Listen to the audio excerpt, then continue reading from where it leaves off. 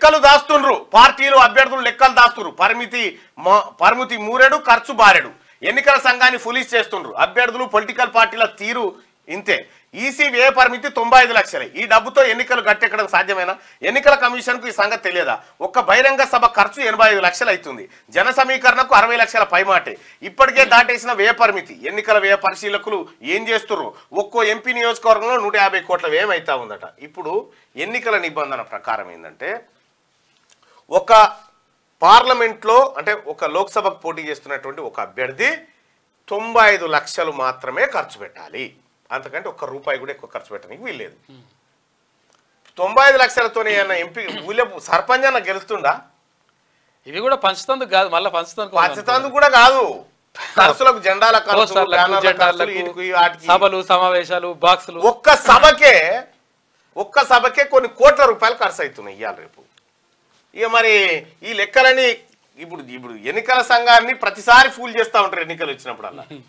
దేశవ్యాప్తంగా సార్వత్రిక ఎన్నికల ప్రచారం ముమ్మరంగా సాగుతుంది. ప్రధాన రాజకీయ పార్టీలు ఎవరికి వారు పైచేయి సాధించేందుకు బ్యాలెట్ క్షేత్రంలో సర్వశక్తులు వడ్డేందుకు ప్రయత్నిస్తున్నారు. అయితే ఎన్నికల్లో పోటీ చేసే అభ్యర్థులు రాజకీయ పార్టీలు మాత్రం లెక్కలను దాచి ఎన్నికల సంఘాన్ని ఫులిష్ చేస్తున్నాయి. నిజానికి ఒక లోక్సభ అభ్యర్థి ఎన్నికల తంతు కోసం 95 లక్షలకు మించి ఖర్చు పెట్టొద్దని నిబంధనలను ఎన్నికల సంఘం తీసుకొచ్చింది. కానీ ఇది ఎక్కడ అమలు కావడం లేదు. ఒక్కో ఎంపీ అభ్యర్థి 150 కోట్ల వరకు ఎన్నికల ఖర్చు కోసం చేస్తున్నారు. ఎన్నికల వ్యయానికి సంబంధించి లెక్క పత్రాలు ఉండడం లేదు.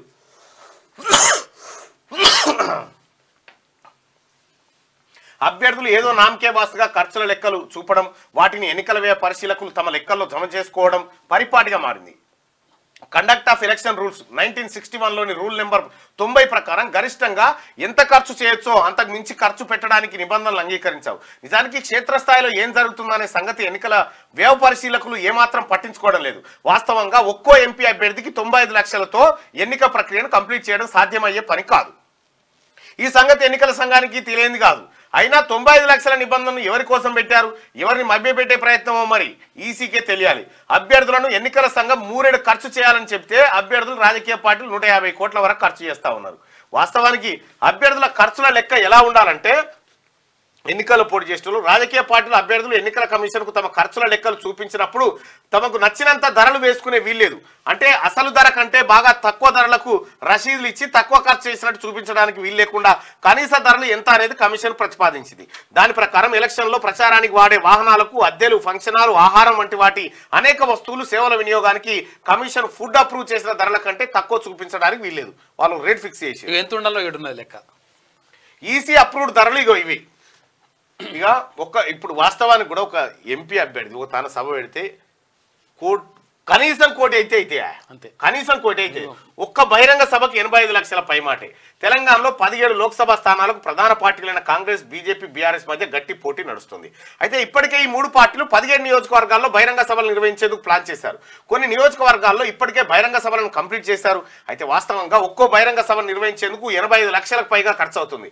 జన సమీకరణ చేయడం, జనాన్ని సభకు ట్రాన్స్పోర్ట్ చేయడం వంటి కలిపితే దాదాపు 60 లక్షల వరకు ఖర్చు అవుతుంది. ఇది కాకుండా సభా వేదిక, లైటింగ్, సౌండ్ సెట్టింగ్, బారికేడ్లు, ఎల్ఈడీలు, టెంట్లు, ఇతరత్ర ఖర్చులు కలుపుకుంటే మరో 25 లక్షల వరకు ఖర్చు అవుతుంది. అంటే ఈ లెక్కన ఒక్క సభకు 85 లక్షలు ఖర్చు అవుతాయి. ఈసీ పెట్టిన 95 లక్షల పరిమితిలో ఒక్క సభకే 85 లక్షలు పోయాయి. ఇక మిగిలిన ప్రచారం అభ్యర్థులు ఎలా చేస్తున్నట్టు ప్రచార రథాలు, ఎన్నికల వెహికల్స్, పోస్టర్లు, ప్రచార మాధ్యమాల్లో ప్రకటనలు, నమూనా బ్యాలెట్లు, రోజువారీ ప్రచార ఖర్చులు, రోడ్డు షోలు, కార్నర్ మీటింగ్లు, ప్రచారానికి వచ్చిన కార్యకర్తలకు భోజన వసతి, వాటర్ ప్యాకెట్, ఇతరత్ర ఖర్చులు ఎలా సాధ్యమవుతున్నాయి? నిబంధనల ప్రకారం పరిమితికి మించి ఎన్నికల కోసం ఖర్చు చేసిన అభ్యర్థులను అనర్హులుగా ప్రకటించాలి. మరి ఇప్పటి వరకు ఎంతమంది అభ్యర్థులపై ఈ నిబంధన వేటు పడింది? అలాంటప్పుడు ఈ నిబంధన దేనికోసం? ఎన్నికల సంఘం తీసుకొచ్చిన గైడ్ లైన్స్ అమలు చేయలేనప్పుడు పెట్టడం దేనికనే ప్రశ్నలు సామాన్యుల నుంచి ఉత్పన్నమవుతున్నాయి. మొదటి పార్లమెంట్, ఫస్ట్ పార్లమెంట్ 1952లో జరిగినటువంటి పార్లమెంట్ ఎన్నికల్లో స్వాతంత్రం అనంతరం ఎంత అంటే ఒక అభ్యర్థి 25,000 ఖర్చు పెట్టాలని నిబంధన. స్వాతంత్ర అనంతరం కేవలం 25,000తో ప్రారంభమైన లోక్సభ ఎన్నికల ఖర్చు అంచెలంచెలుగా ప్రస్తుతం 95 లక్షలకు చేరింది. మొట్టమొదటి పార్లమెంట్ ఎన్నికల్లో ఒక్కో అభ్యర్థి 25,000 మాత్రమే ఖర్చు చేయాలని ఎన్నికల సంఘం నిబంధనలు తీసుకొచ్చింది. 1971 ఎన్నికల్లో దాన్ని 35,000కు పెంచారు. 1980 ఎన్నికల్లో 1,00,000, 84లో 1,50,000 చేశారు. ఆ సమయంలో కొన్ని రాష్ట్రాల్లో 1.30 లక్షలకు పరిమితం చేశారు. కేంద్ర పాలిత ప్రాంతాల్లో 50,000కు ఎన్నికల వ్యయాన్ని పరిమితం చేశారు. అనంతరం 1991 ఎన్నికల వరకు ఒక్కో అభ్యర్థి ఎన్నికల వ్యయం 1,50,000 గానే ఉంది. కానీ 96 ఎన్నికల్లో 4.5 లక్షలు, 98లో 15 లక్షలు, 2004లో 25 లక్షలు, 2014లో 70 లక్షలు, ప్రస్తుతం 95 లక్షలకు పెరిగింది. ఇట్లా ఎంత ఖర్చు చేసినామో చెప్పాల్సిందే, లేకుంటే వాళ్ళ పోస్ట్ పోయే అవకాశం ఉంది. నామినేషన్ వేసినప్పటి నుంచి ఫలితాలు వెల్లడైన రోజు వరకు ఎన్నికల ప్రచారానికి సంబంధించిన ఖర్చు లెక్కలంతా చెప్పాల్సి ఉంటుంది. ప్రజా ప్రాతినిధ్య చట్టంలోని సెక్షన్ 77 ప్రకారం అభ్యర్థి కానీ ఆయన ఎలక్షన్ ఏజెంట్ కానీ ఈ ఖర్చుకు సంబంధించిన అకౌంట్ నిర్వహించాలి. ఎన్నికల ఫలితాలు ప్రకటించిన రోజు నుంచి 75 రోజుల్లోగా పోటీ చేసిన ప్రతి అభ్యర్థి తమ అకౌంట్ అంతా అధికారులకు సమర్పించాలి.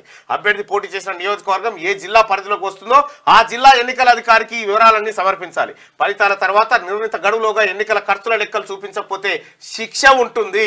అభ్యర్థులు సకాలంలో ఖర్చులు లెక్కలు చూపించినప్పుడు దానికి ఆ అభ్యర్థి చెప్పిన కారణాలతో ఎన్నికల కమిషన్ సంతృప్తి చెందనప్పుడు ప్రజా ప్రాతినిధ్య చట్టంలోని సెక్షన్ 10A ప్రకారం డిస్క్వాలిఫై చేయొచ్చు.